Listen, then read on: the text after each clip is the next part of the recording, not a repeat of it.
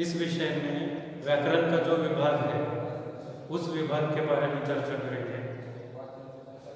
व्याकरण में 2 अंक के लिए पूछा जाने वाला जो प्रश्न है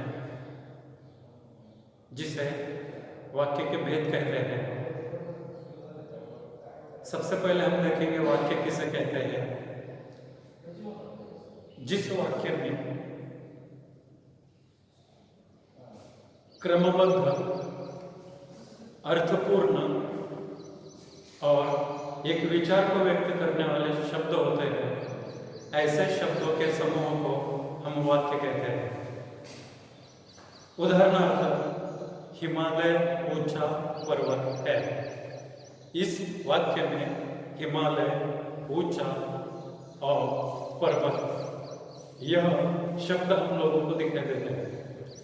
इन शब्दों में क्रमबद्धता है, एक विचार व्यक्त होता है तथा एक विचार को व्यक्त करने की जो शक्ति है वह इन 3 शब्दों में हमें दिखाई देती है, जिस कारण इन 3 शब्दों से मिलकर जो विचार व्यक्त हुआ है उस विचार को हम वाक्य कहते हैं। अब देखिए, रचना के आधार पर वाक्य के 3 भेद होते हैं। जैसे कि पहला है सरल वाक्य, दूसरा संयुक्त वाक्य और तीसरा मिश्र वाक्य। वाक्यों की रचना जिस प्रकार की होती है उस रचना के अनुसार वाक्य के अलग अलग प्रकार होते हैं। उदाहरणार्थ, मैं घर जा रहा हूं और मेरे साथ मेरी छोटी बहन है। अब इस वाक्य में मैं घर जा रहा हूं यह एक वाक्य है। दूसरा वाक्य, मेरे साथ मेरी छोटी बहन है, यह दूसरा वाक्य है। अब इस वाक्य में मैं घर जा रहा हूं यह एक वाक्य है। अब इस वाक्य के बारे में हम देखेंगे।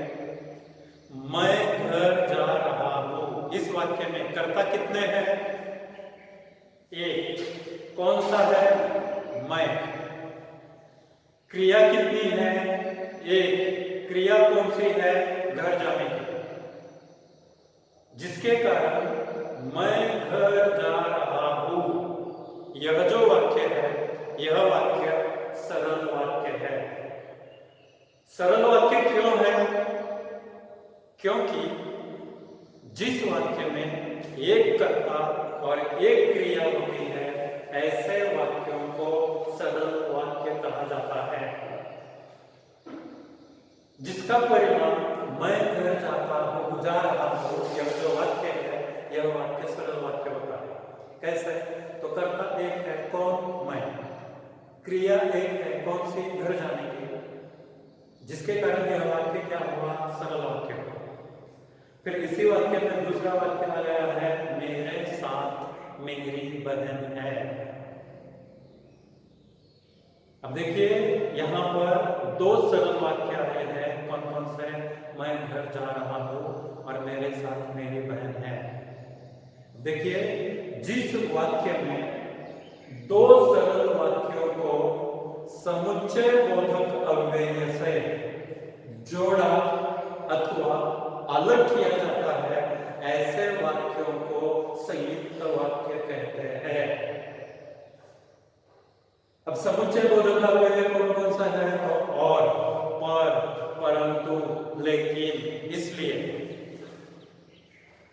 जिस वाक्य में यह समुच्चय बोधक अव्यय हम लोगों को दिखाई देते हैं वह वाक्य उत्तर पत्रिका में आंख बंद करके मतलब डोळे झाकून नका लिहू, नाहीतर डोळे झाकून लिहितात. डोळे झाकून लिहिलं तर कुठं पण बेंचवरती लिहितात. आंख बंद करके अर्थात बिना सोचे समझे सीधे उसे संयुक्त वाक्य लिखना। देखिए, हम लोगों ने 2 वाक्य यहां पर देख लिए हैं। पहला है सरल, दूसरा संयुक्त, जिसका उदाहरण आप लोगों से लेंगे। आप लोग सोचिए, कि संयुक्त वाक्य का उदाहरण क्या हो सकता है। सोचना है, विचार करना है।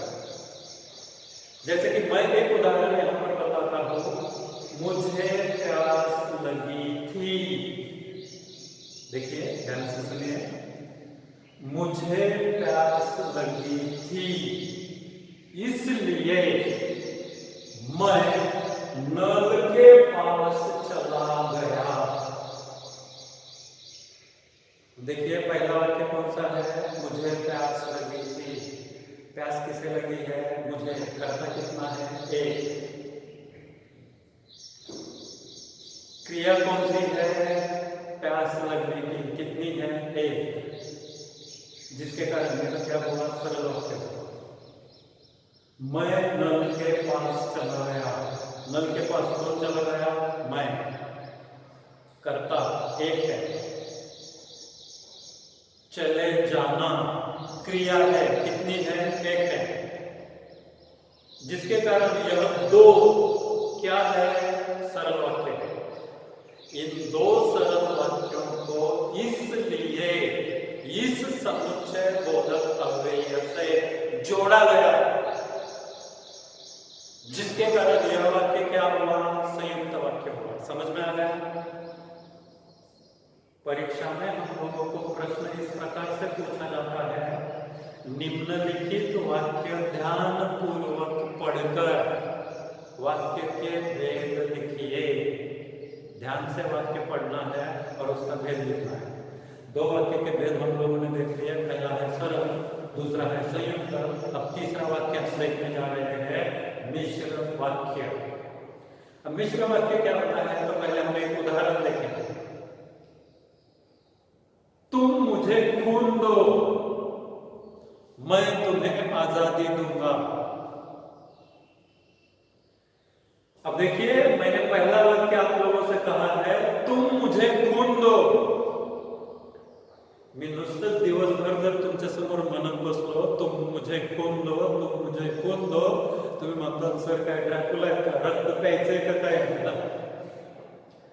जोपर्यंत मी दुसरं वाक्य उच्चारणार नाही, तोपर्यंत पहिल्या वाक्याचा अर्थ तुमच्या लक्षात येणार नहीं। फिर हिंदी में इसकी परिभाषा होती है,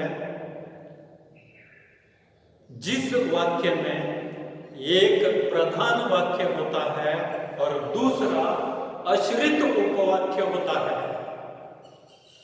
जो आश्रित उपवाक्य प्रधान वाक्य का अर्थ बोध कराने का काम कराता है,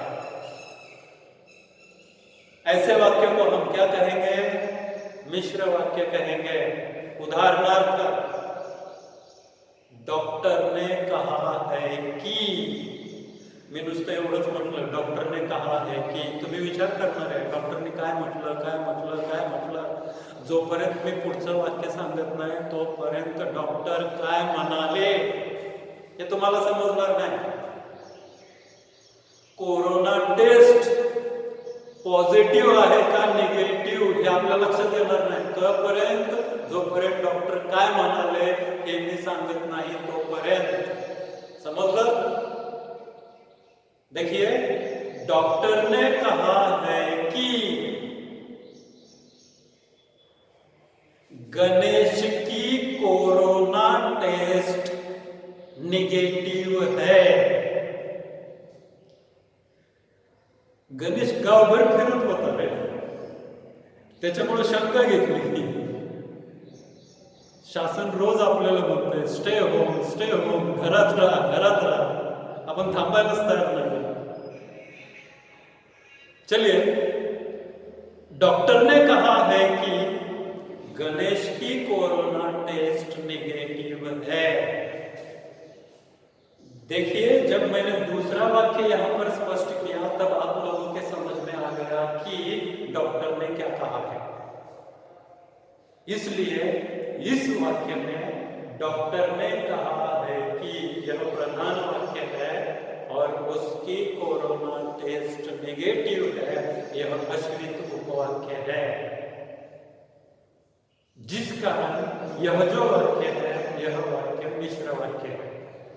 परीक्षा में ध्यान में रखने योग्य 3 ही बातें हैं। कौन सी? जिस वाक्य में है कि शब्द होता है वह वाक्य संयुक्त वाक्य।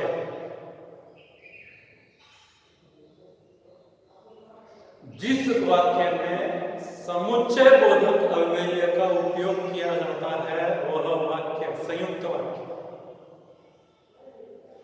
जिस वाक्य में है कि का उपयोग होता है वह वाक्य मिश्र वाक्य। और जिन वाक्यों में यह दोनों नहीं होते वह सरल वाक्य। इतना आसान यहाँ पर हम लोगों को यह दिखाई देता है। धन्यवाद।